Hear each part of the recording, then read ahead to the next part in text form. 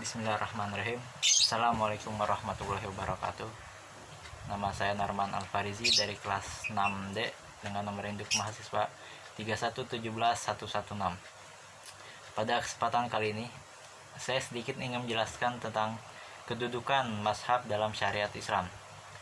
Mazhab dalam Islam itu merupakan madrasah fikih dalam menafsirkan nas syariat atau ayat Al-Quran dan juga As-Sunnah, dan juga istinbat atau pengambilan hukum dari nas-nas tersebut.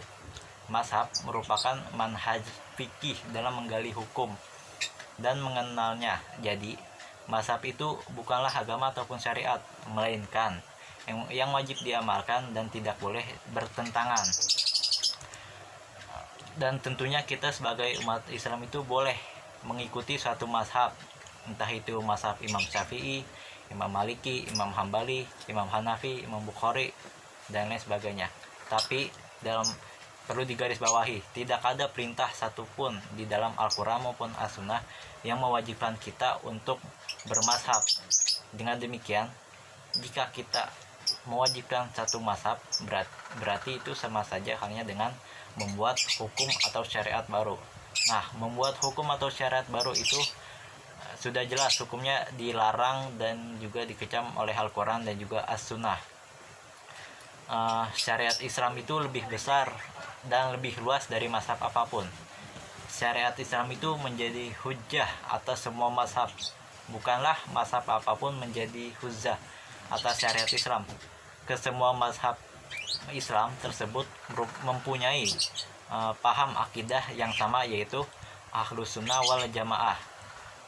Sebagai ijtihad seorang manusia, kebenaran mazhab itu masih relatif, karena memang kan mazhab itu hanyalah pendapat manusia. Tentu bisa benar dan juga bisa salah.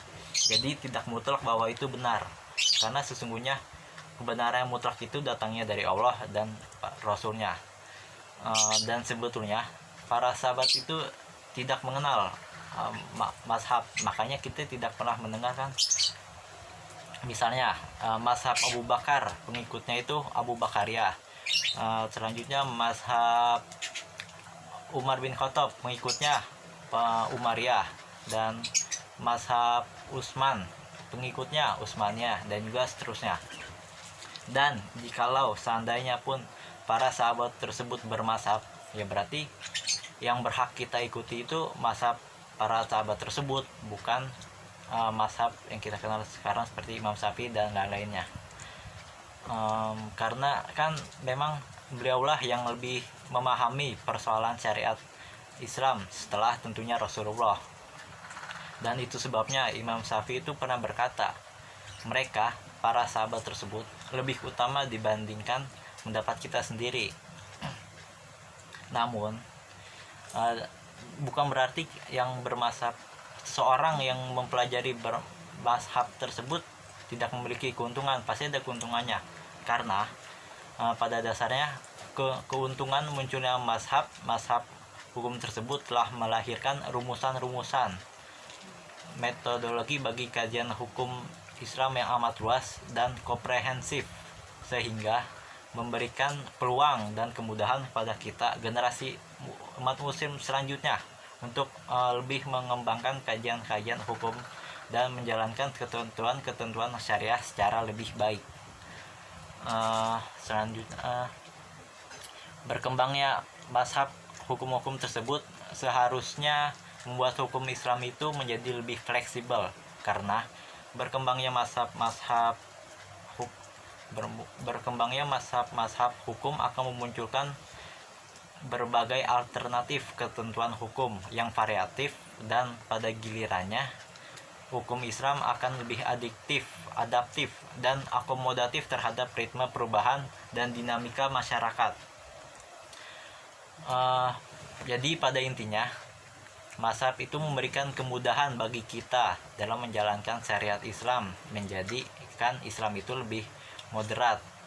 Maksudnya moderat di sini adalah jadikan Islam yang lebih berkembang atau lebih modern gitu, dengan hukum yang relevan dengan kemajuan zaman, dan juga demikian dengan kemampuan dalam mazhab. hendaknya kita tidak lupa pada sumber utama Islam kita, yaitu Al-Quran dan juga As-Sunnah, dan dibekali dengan kemampuan berpikir nalar, dan juga dibekali dengan kemampuan berpikir nalar kita hendaknya berusaha melakukan operasi sesar. Nah, maksudnya operasi sesar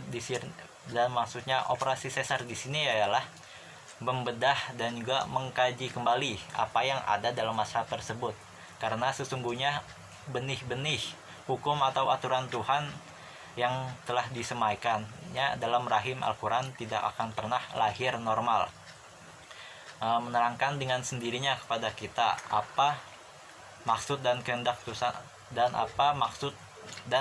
Tuhan tersebut. Jelasnya, Al-Quran maupun As-Sunnah tidak berbicara sendiri, tetapi kitalah yang dikaruniai akal untuk membuatnya bicara. Oke, sekian dari penjelasan saya tentang ketentuan mazhab dan syariat Islam. Lebih kurangnya mohon maaf. Wassalamualaikum warahmatullahi wabarakatuh.